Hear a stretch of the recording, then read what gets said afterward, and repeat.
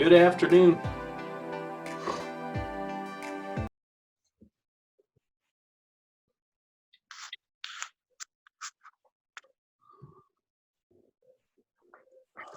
Good afternoon, everybody. Good afternoon. Good afternoon. Letting some other folks get in the room there.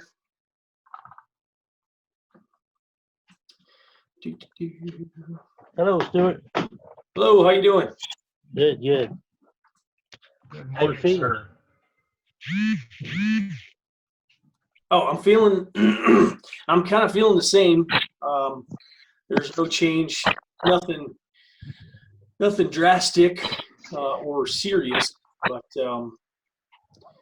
yeah, it's just kind of the normal gunk, you know.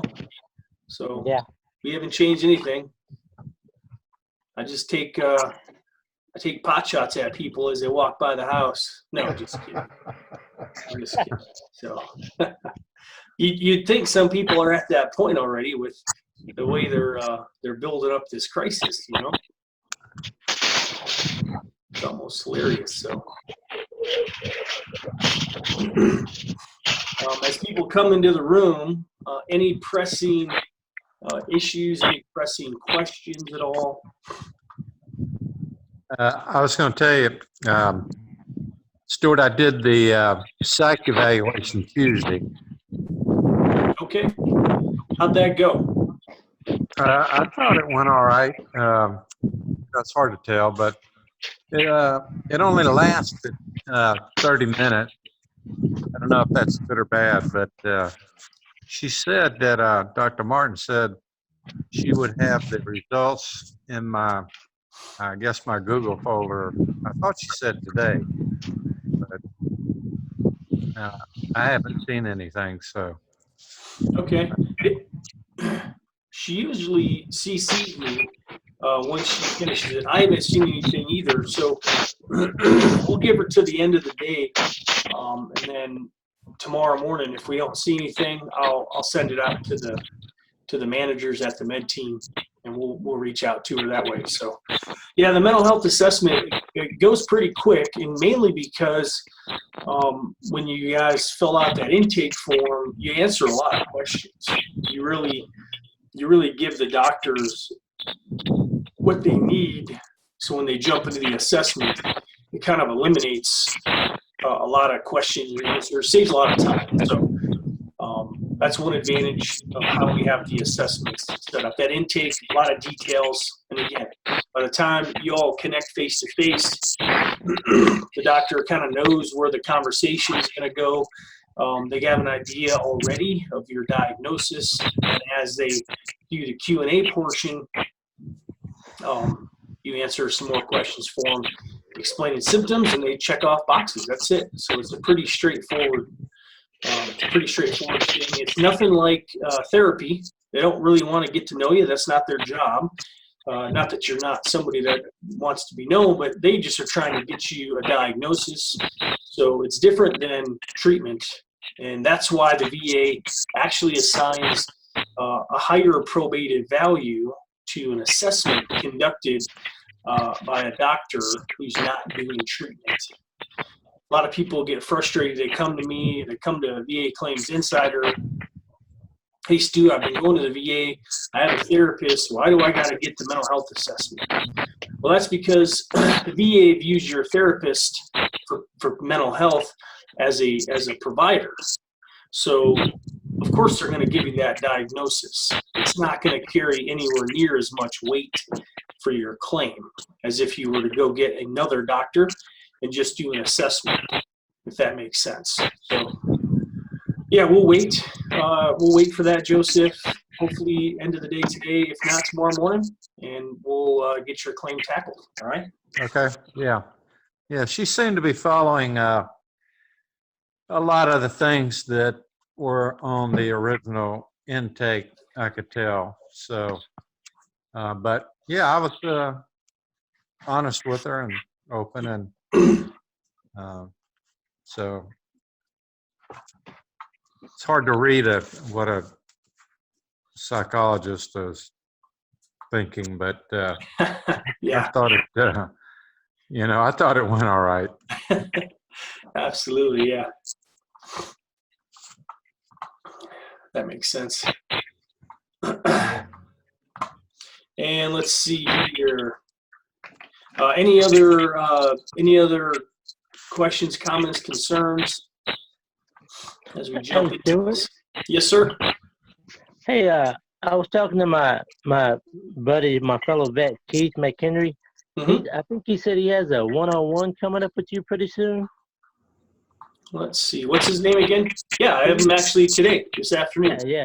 He was all excited because he did his mental evaluation on Saturday, and he said that Monday he was at work and he got an email, and it was his evaluation was already in his Google file. And he was like, "That was fast." I was like, "Yeah." I Well, said, yeah, that's funny. You know what happened? We've started using this different software to help us, communicate better. And there's some things in there that are automated for us. And when they added some clients, and they transferred some of my clients from another database over. A lot of people got that email. Hey, sign up for your assessment. And we haven't even had a strategy session yet. Yeah. So I've been putting out some fires. Thankfully, right now it's not going to cost them anything. So even if they sign up, we can't use it initially because again, if it's PTSD, you got to have a stressor, right? You got to have an event. If it's SSD, you got to have a service-connected condition. So if you don't have a condition, you don't think you've ever had PTSD, we can't do the mental health assessment to successfully file a claim, right? We'll have to start another one. But at least at this point, it doesn't cost them anything. We've waived the upfront fee in light of what's going on nationally, okay? So if you signed up for it, awesome, but I'll get them taken care of today for sure, and we'll get them going forward, so. Yeah, he said he had signed up a while back, and he paid the upfront fee. He had his evaluation on last Saturday, and I told him just to be honest, tell her everything. I told, she's there, she's on your side, or whoever it is on your side. Mhm. At this point, I said it's not until you go to one of the VA providers or whatever for your CMP exam, they're the ones that aren't very friendly. They're not your friends. This person here, you be honest with her. She can't help you if you don't tell her what's wrong with you. Yeah, exactly correct. So, yeah, I'll touch base with him, and I'll let him know you said hi, and we'll keep it going forward. So, all right. Cool. Hey, Thank you. Stuart, yes, sir. good morning. Good morning. How you doing today? Good. I got that link you sent me about how to send it off for my records, Mm-hmm. but I cannot find anywhere on there how to get to that point where you said I have to request benefits. It's for benefits. Okay, as you fill out the form, there's going to be a box, real small box to check. And I tried to do a screenshot and make this into a tutorial, but unfortunately the website has these protections on it and you can't record the screen because you add your personal information. So everything came out blank when I tried it. But when you, let's see, I'm trying to remember what step here. Let's try this. Put this over here. I'll take a look at it myself, see if I can't find it for you, and I'll show you. I have my pencil ready this time. All right, let me see if I can log in again and show you what I'm referring to. Former military service. And Is there a way I can record this? I'm recording this session, so I'll be more than happy to give this to you once we're done. Okay, great. Thank you. Okay, and then what I'm going to do here. All right, can you see my screen? Yes, sir. All right, can you see the small window that I'm working in? Does all that show up? Yes, sir. All right, perfect. So this is what I was referring to. My branch of service, Navy, I was active, I was enlisted, and this one here, the most appropriate category, and that's going to be benefits right there. I see it. Okay. And then once you go through, you just hit continue. And then it'll ask for your personal information, social, all that good stuff, okay? That said I was on you're on step 3 now. Yeah, so let me go back. So it starts out here. Okay, there's step 1. Step Okay. 1, right? So veteran, that's going to be not applicable because I'm still alive. My former military service. And then again, step 2 would be Navy. I was active, enlisted, and we're looking for help with benefits. So that's everything. If you were to select one of these other options, that's all you get the information for. It would probably go a little faster, but having, personal military history is not going to help us when we actually need medical records, okay? I see. Okay. So we select benefits there, takes us, we're still on step 2, we hit continue, jumps us ahead right there to step 3, okay? Perfect. Okay, I got it. Absolutely. Thank you. Yes, sir. And I've been listening to that PTSD tape that he's got going, and on the God damn it, what I want to say. All the stuff that he's going through, all those 31 steps, and telling you exactly what each one means, giving you examples of it. I thought that he said that we had to fill one of those out before we took the exam. Let's see. I'm trying to figure out what you're specifically referring to. Are you referring to one of Brian's YouTube videos? Yes. Okay. So when you say the 31 steps, I think you're talking about the symptoms. Is that correct? Yes, the symptoms. Yes. I'm Okay, sorry. perfect. Yeah, we'll talk about that real quick. Let's touch on that. Let's see here. So what he's referring to, now this is, let me pull up the PTSD one. This is the chart for other than PTSD. So give me a second here. I believe I wanted this one. All right, this is the PTSD DBQ. You can always get a copy of this offline you just Google it. This is not classified or anything. This is the same DBQ the VA uses, all right? Mm-hmm. When you have the mental health assessment, this is what the doctor fills out. So it'll have your name, your social, and then we go down here, they'll put your diagnosis in there. Again, you can have multiple diagnoses, but what you're referring to, the 31 symptoms, go down. I can make it work anyway. Okay, let's see here. So symptoms, this is page 5. So this is what he's referring to. Okay, and these correlate directly with, let me pull this up for you, the mental health rating table right out of the 38 CFR. The issue that veterans have is this is kind of not fair to you, because if somebody doesn't tell you what these, these are the technical DSM symptoms right out of the DSM manual for mental health.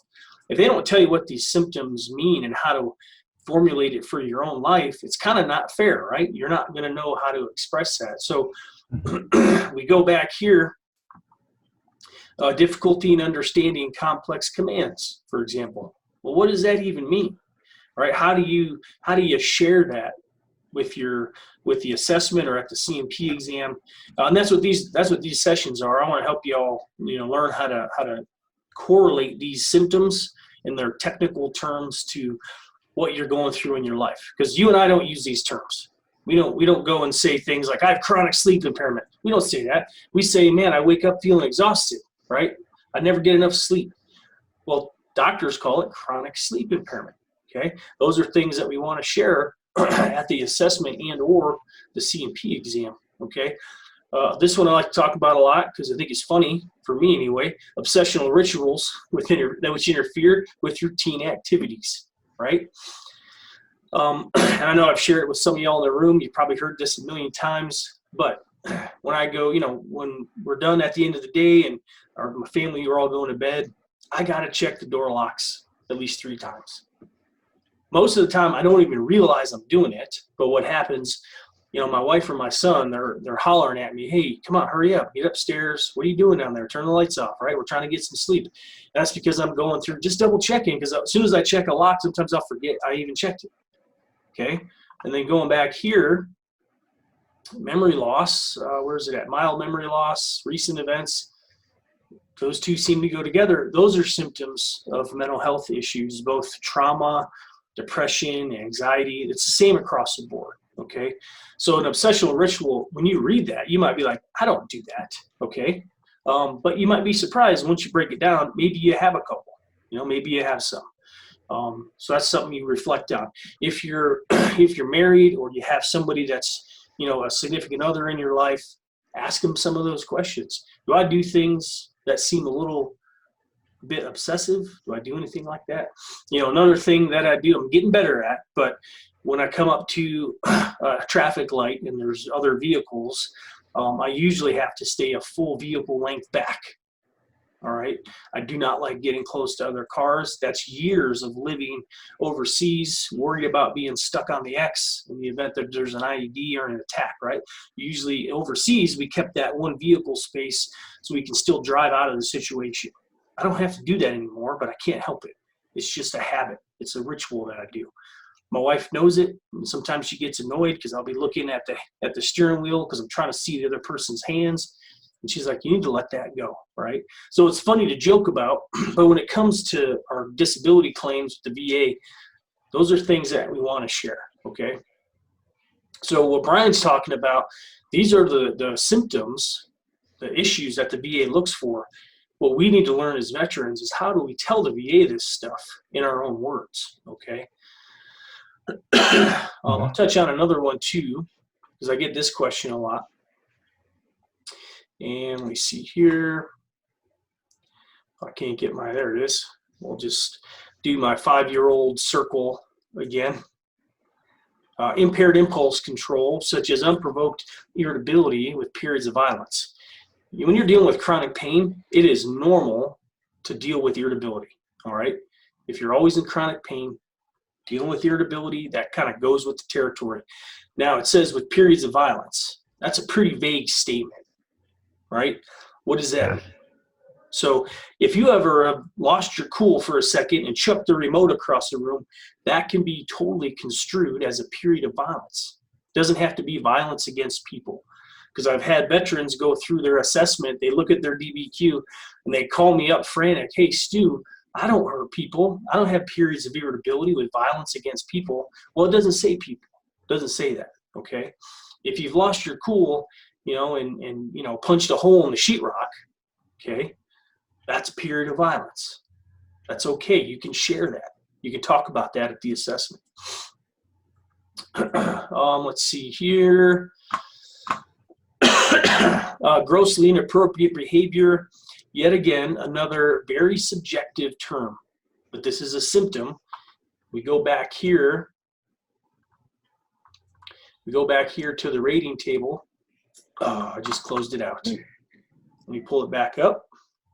Got too clicky there. Okay. You see here, this is the 100% block. This thing's a little slow, so bear with me. See it there? Grossly inappropriate behavior. So if that's a symptom you deal with and you share it at the assessment, it's on your DBQ. And let's close this out here. And it's on your DBQ, you should be in the 100% block. Okay, that's just how it goes. That's how they give you the compensation for mental health. Now, with that being said, what in the world is considered grossly inappropriate behavior? Right? That's a tough question to answer. Again, it's very subjective, right? And the example I like to use, if you have ever served overseas in a combat zone and you action a target, okay, listen, combat's messy. Seeing people that have been shot, it is not like Hollywood. So a lot of times we cope as soldiers with jokes, right? We crack jokes that would be grossly inappropriate in the workplace here stateside as civilians. Okay, so if you've ever been in a meeting and you crack one of your jokes from the time of service, your buddies all laughed about it, but you do it in a boardroom here in America or a meeting, a training meeting in America, that could be considered grossly inappropriate behavior. All right. Again, a lot of these are subjective. Some of them are not, but a lot of these are subjective. And some of these are a little personal. That's why since I've been doing this for a while, I've really changed how I ask veterans about their mental health, because first off, it's personal.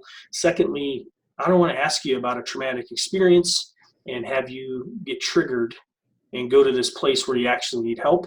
It's happened to me twice, where I'm talking to the vet and I didn't stop the conversation soon enough. He actually fell out on the floor on the phone, losing control, just weeping, and we had to call a doctor. Okay, so I don't ask details anymore about trauma, because I've learned through experience, and because my wife's helped me learn this. She's a trauma therapist. We don't need to talk about that stuff. That's not what my job is. Okay, but going here, spatial disorientation, that is a indicator of trauma. That is not a subjective thing. If you've ever dealt with spatial disorientation, you probably know about it, and you likely haven't told anybody because it might be a little embarrassing. Spatial disorientation, simply put, you're going to the store to pick up some groceries. You're driving like you always do, okay? All of a sudden, you kind of blink and you realize you've been driving for 30 minutes and you're a town or two over, okay? That's spatial disorientation. That's a serious condition. You got to share that if that's something you've ever gone through, okay? You definitely want to get some treatment, post session, start getting some treatment. And the reason that often happens is when we experience, and this is now, this is me putting on taking off my VA Claims Insider hat, putting on a veteran who goes through therapy hat for trauma. But when you experience trauma, your mind wants to constantly process it. You do not have a choice. It's just how it works. Your mind's trying to put it in a place where it understands it, where it breaks it down. So you're driving along. Let's say you did a tour in Iraq and you did convoys in and outside the green zone. So you're constantly, the whole time you were there, you were looking for IEDs. You were, and for IEDs, we had indicators that we used, right? If you're driving along the same road 12 times and the 13th time it looks like somebody dug up the curb and put it back, that's an indicator there's probably something buried there, right? Well, that's just how we lived for so many years. And you go through a couple IEDs, you get used to it, that just becomes a way of life. Now you're back home in the States. Your mind still processes that stuff. You're driving along, you see that curb, somebody worked on the curb. Now we're in America though, but what happens is it triggers your mind, and boom, you go right back to that place. And before you know it, you're disorientated from what you're doing. Your mind takes control. Your cognitive mind takes a back seat, and your vasovagal nerve takes over, and you start driving. And then you come to, your cognitive thought process is restored, and you're like, yeah, what am I doing here? Right? That's spatial disorientation. So I know that's probably a little more technical than you wanted, but that's not a very common thing.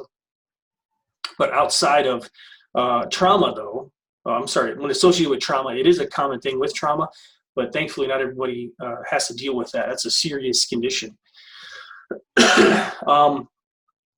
Some of these other conditions, though, and we'll cover this again and again. Let's see here. If you ever went through a season in life where you dealt with continuous panic attacks, you want to share it, okay? Or depression, you want to share it, even if you're not dealing with it today. All right. If there was a time in your life post-service where the experience you went through led to panic attacks and or depression, but you've gotten through it, maybe you're taking meds to manage it, that's fine. You still need to report it. If you look on this list, it doesn't say that you have to deal with it right now in the moment. Okay. If you've dealt with it in the past, absolutely bring it up. If you've ever felt, you wake up in the morning and you don't care to get out of bed, you don't care to shower, you don't care about anything, that's an indicator of depression. That's a symptom of depression. absolutely share that. Okay. So I know a lot of this might not make sense, but again, you don't have to be dealing with it right now in the moment. When you go to the mental health assessment and then again the C&P exam, you talk about your experiences and your impact through that lens of your hardest days. Okay. Does all that make sense, Mr. Cross? Yes, it does. One last question. Sure. The examiner is going to know, is she just going to go through each one of these, or do you fill one out, let her know what you've got going on with yourself? Yeah, so for the mental health assessment, when you sign up for that, you'll check these blocks off as part of your questionnaire. That's a requirement. They're supposed to do it at the C&P exam. They don't always do that though, all right? The C&P exam is vastly different than the mental health assessment. My job as your coach is to get you through both successfully. So the mental health assessment, that's more of a, hey, let's get it all out on the table. Okay, let's share what's going on. Let's go there. The exam tends to be the examiner, and this is just a stereotype from all the years and months I've been doing this. The examiner comes in the room, kind of has an idea of where they're going to go with this exam already. Now that's not the right way to do it, but that seems to be what happens. So they don't often give you the opportunity to even share all this stuff. Okay. Going back up to page 2 with your diagnosis. Okay. Sorry, where am I at?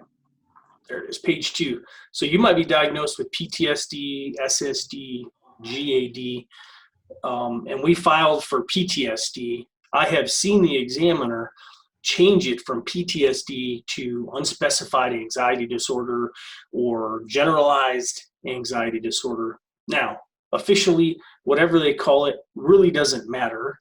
We want to get you compensation. But the VA is technically wrong when they do that.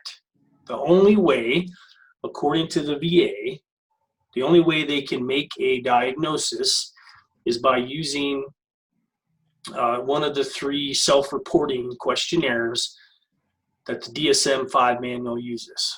The DSM-5 manual, that's just the Bible for mental health. And one of them that we've talked about is the PCL-5, which is the PTSD screening questionnaire. So like Joe mentioned, he's talking about his friend Keith. If you don't share it with the examiner, they can't know what you're going through. So if the examiner doesn't follow the questionnaires, they can't know you're dealing with PTSD, right? And again, that's not the right way to do business. I don't like to focus on whatever they end up calling the disability. That's really not relevant. We want to focus on this part right here, okay? Your level of occupational and social impairment. So you see this is on page 3 of your page 2 of the DBQ. So these blocks correlate identically to the rating table for mental health. So this bottom one, that's 100, 70, 50, 30, 10, 0, 0. Okay. Going back to the rating table for mental health, 100, 70, 50, 30, 10, and then they only have 1 0 on this table. So all those symptoms that you have shared at your assessment in the intake will be on this DBQ. They'll be down a couple pages. The doctor will make a recommendation for life impact based on the overall assessment. When you get to the exam, they're supposed to do it the same way. Unfortunately, they don't though, okay? And what we've talked about here as a group, when you get to the C&P exam, if you have a bad exam, let me know as soon as you can. As soon as the exam's over, go back to your car, write down, break out your phone, take notes, exactly what happened from start to finish as best you can remember, because we do have tools we can use to fight a bad exam. Now, I don't want you to think of every examiner as being out to get you, okay? But I'd have to prepare you for it. I wouldn't be doing my due diligence if I didn't tell you that it does happen. So if you have a bad exam, and when I mean bad exam, is it has to be an examiner that's outright rude, they're dismissive, they're shushing you during your exam because you're trying to tell them something, and they're like, nope, I don't want to hear it. That's just a bad examiner, okay? And that does happen. It's very rare, but it does happen. If you get to the exam and you're like, man, I don't know how it felt, that's not a bad exam. They usually don't tell you how the exam went. I don't know why. They just like to keep that information close to their chest.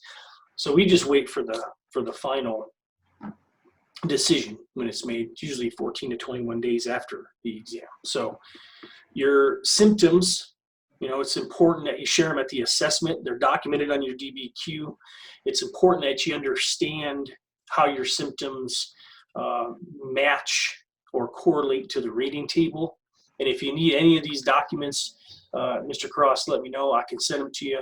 You can look over the rating table and just, be prepared and, even learn more as you're going. Okay. Yes, sir. Any other questions on the rating Thank table? you. Absolutely. Anytime. Any other questions on the rating table or mental health symptoms, how they correlate? Stuart, I was just going to say, I guess I had a little anxiety leading up to Tuesday evaluation, but it was, there was no need for it. I mean, Dr. Martin was very relaxed and had me relaxed, and I didn't overtalk or, like somebody had said last week, get too chatty or anything like that. But it was not. I didn't feel like she was trying to trap me or anything like that. And I'm already getting and anxious. it was over. It was over before I knew it. I mean, 30 minutes. Yeah, that's awesome. And again, the mental health assessment, it is very different than the C&P exam. You should never get through a mental health assessment and really have any issues afterwards. There were a few clients I worked with who suffered some severe trauma, and we do have to do a little extra for them, get them some medical care. One of them, we had to get her medical care. She was actually, she needed about a week off to recover just because her trauma was so severe. But when it comes to the whole, bad exam, questionnaires, etc., for the mental health assessment, that's never going to be a problem because, again, you're paying for that service, okay? These doctors, they want to help you. When we're prepping for the C&P exam, though, that's a different ball of wax. And that's why I always tell clients, once we got the claim submitted, enjoy your time, wait, and then as soon as you get the date and time of your assessment, let me know, and boom, we jump into the coaching 101 session, and we get you prepped for that C&P exam, because it's really important that you as a veteran know what are your rights when you go into these exams, because some of these examiners are they're kind of boneheads. So if you need, for example, if you have to take notes to keep yourself on track because your memory sometimes is a little spacey, first off, that's on the list, right? Let's go back here. Boom. Almost there. Almost there. Okay. We got memory loss. We got mild memory loss. So it would make sense that you maybe have to write some things down for events that happened 5, 10, 15 years ago. So if the examiner tells you, and this has happened, they've said, hey, you can't have notes in here. That's not true. That is absolutely not true. The C&P exam has a different purpose than the assessment. The assessment gets you your diagnosis, the service connection nexus statement, and a recommendation for life impact. Now we get that as our evidence. The C&P exam, the purpose of the exam is to verify service connection, check for any gaps in service with mental health, not an issue, not a requirement. And then the third thing is, hey, what is the life impact? What's the overall life impact? That's the only purpose of the C&P exam. For some reason, those examiners, they kind of think a little more of themselves than they really should. So when that happens, you let me know, and we address that, and we move on. So if you need notes, paperwork, if you want to bring your DBQ from your assessment, to your CMP exam, that is your right. That's your prerogative as the veteran. They're there. The CMP exam is supposed to help you. And I always feel awful for vets who went through a CMP exam and they were bullied and badgered by the examiners. Those people need to be dealt with promptly, because it's just not right, plain and simple. All right, any other questions, concerns, mental health, maybe CMP exams? And you're probably going to see me doing more of these CMP exam preps. I have a couple clients that are on the team. I'm not working with them directly, but as our team, they're jumping onto some of these sessions because I do a lot of these. So I'm offering this to other coaches, clients that I work with. So you'll probably see me doing more of these. And what I'm going to try to do, because I love doing the educational portion as well, and I think you all need that as veterans. You got to be educated on how this process works, and that's my job. I want you to go to these, appointments at the VA, talking to the VSO. Most of you already know a lot more than even standard VSO does. All right, we give you as much training as we possibly can. So, as you'll see, sometimes we'll have more CMP exam request sessions coming up. I'll try to do those in the first part of these sessions. And at the end, we'll jump into a quick topic, take it apart, explain it a little bit better, and then get you all moving on, okay? But any other questions or concerns about mental health, anything like that? And again, if you would like these documents, if you'd like to see copies of them, send me an email or a text. I'll send them to you, absolutely. Again, you can always look at these later. And then like I told you earlier, Mr. Cross, I recorded this whole session. So give me till about the end of the day or so. I'll have it processed.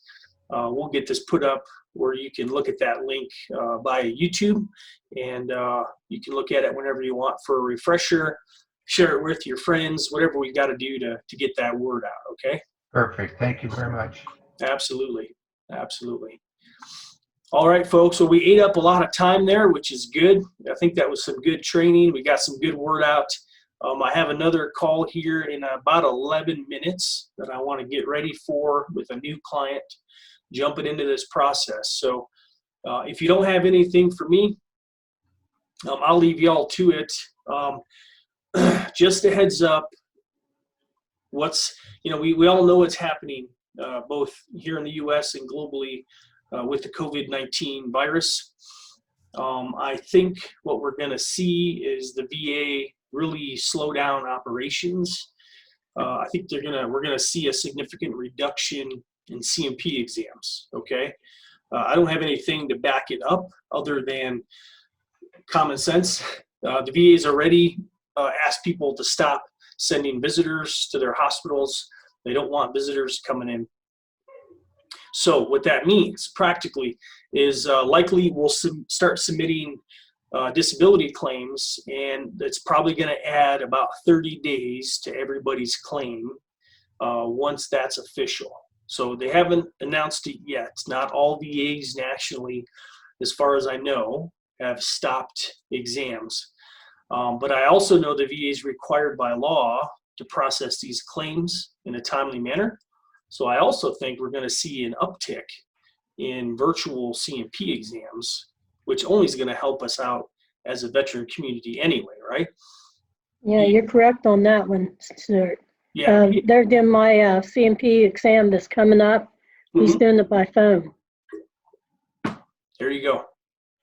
So we've talked about this, and I don't know how many sessions where we've had denials because it was not an in-person exam.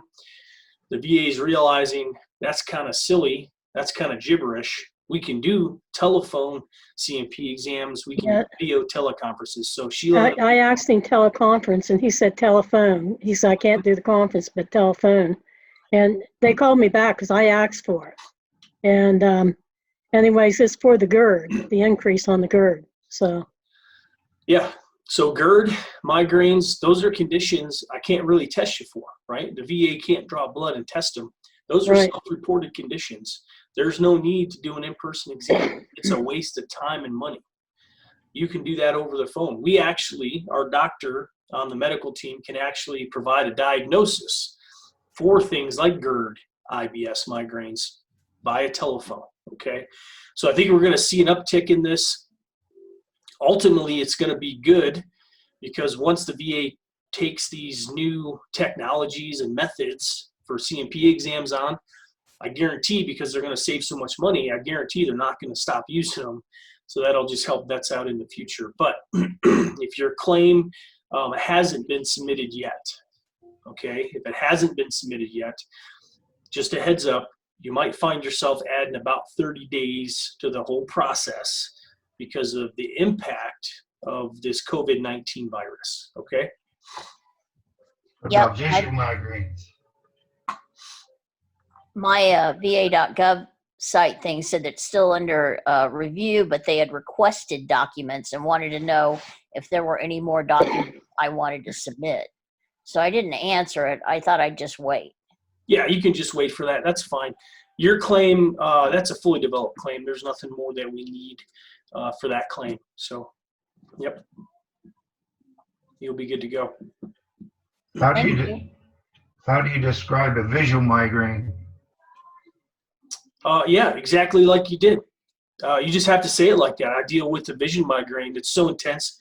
I find myself, my vision gets blurry, my eyes water, and that's it. That's what you got to share. Again, it's a self-reported symptom. I can't test you for it. The doctors have to take your word for it when you share it. Again, that's another condition. If you need the diagnosis, we can talk afterwards, get you connected with our doctor. There's a fee with that. So I always tell people, go to your primary care doctor first, get them to do it. But if you have issues with that, just like you said, what time? Let me check something here. I got a few minutes. Let's check something real quick. I want to go over this with you.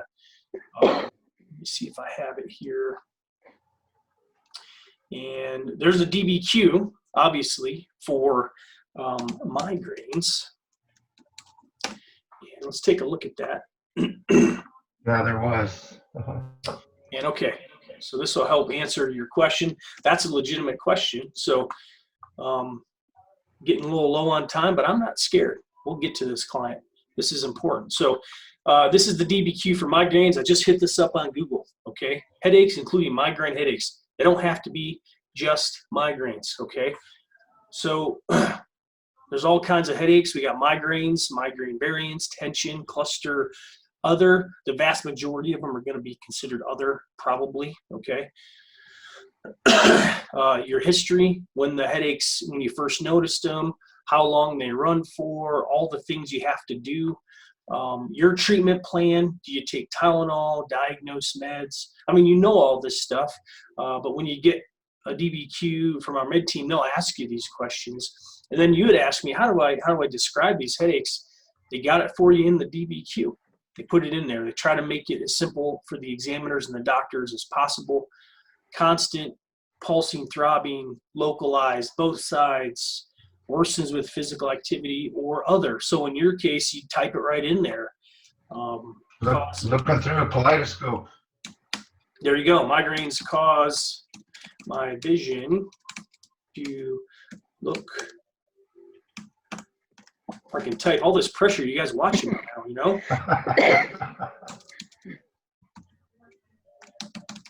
Through a, I don't know if I spelled that right, but close enough for government work. So that's it. That's what you put in there, verbatim, okay? Now, you typically won't fill this out. This will be a medical practitioner, whether it's a doctor or a PA, but they'll ask you these questions. So if you request the diagnosis from our doctor, they'll send you an email with all these questions, and you'll fill them out. That way they can answer this DBQ accordingly, okay?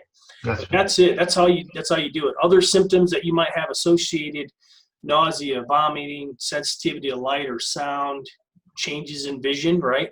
Flashes of light, tunnel vision, kind of sounds like what you're talking about right there, right? Mm-hmm. Yeah. And then duration of pain. Let's see, migraines. Let me talk about this one. I got 3 minutes. We'll make it.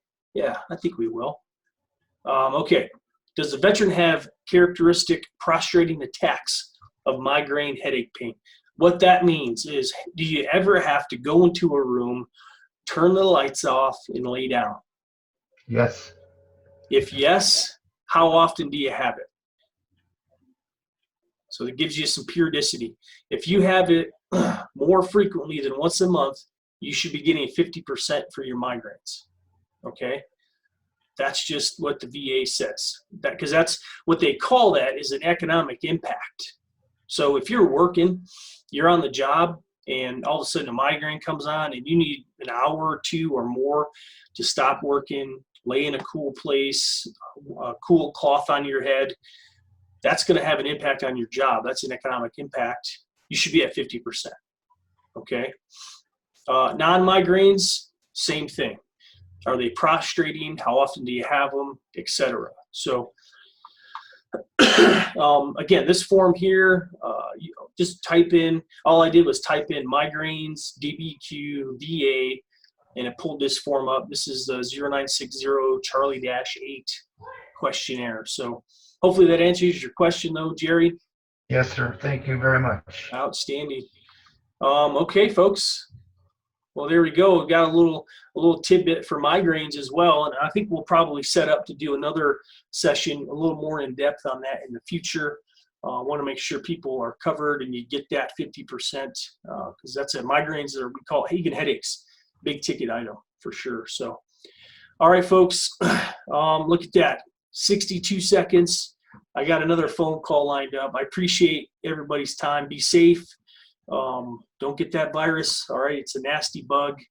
If anything comes up though, if you need any more help, any of these forms, send me an email, a text, and I'll get this information out to you. And then, yeah, look for this on the YouTube page. If you don't have the link for our YouTube page, send that to me. I'll get it to you, and then you'll get notified as soon as this is posted. Okay. All right, folks. Thank you. Absolutely. Thank you all. Have a good rest of your day. Okay. You too. Take care. Bye-bye.